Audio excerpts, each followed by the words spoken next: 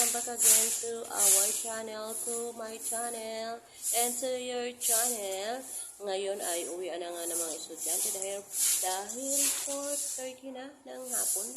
Kaya naman nagwalis-walis na ako sa likuran at aking susunduhan yung mga konting pasila ko. At saka yung dahon ko ng nalalaglag na dahon ng avocado. Yan, susunduhan ko natin. Yan. Dahil sa wala na po mga estudyante, nag-uwian na po yung mga students.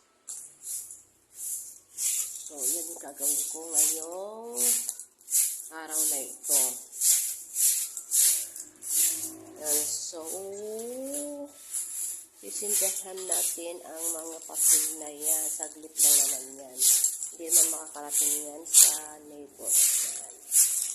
Tapos malalayo po yung mga bahay dito.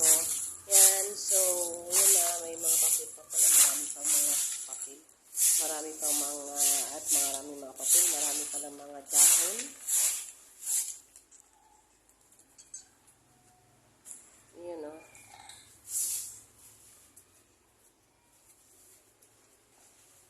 Yun, sisindihan ko na para maalis yung mga kalat.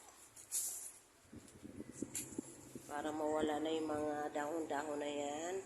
Yan, kunting sunog-sunog muna tayo. Yan. Bawal po kasi magsunog ng napakarami. Yan ay dahon. Ano lang po yan? Dahon lang po yan. At lagyan ko lang po ng kunting papel.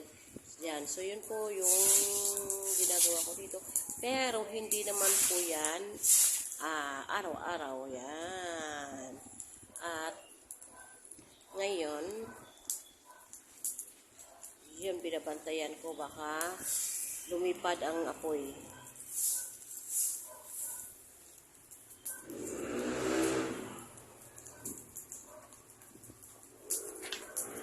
So, napakabilis lang po, diba? Kasi mga ano na po yung mga dahon na yan, mga patay na dahon na. Yan, 2 araw na siyang nandyan. Kaya, yan, kailangan na natlusindihan. At, yan ako. May ayun, oh. Yan. Sumasayaw pa sa may apoy. Yan, isa pa. Aroy, yan pa. Nasayaw pa sa may apoy. Ang inyong lingkod. Silip po kayo. Hello. Yan, oh. Hintayin ko lang pong mamatay ang apoy. At ako na po'y babalik na naman sa may harapan at wawalisan ko rin yung harapan ng store. Yan. So, thank you for watching.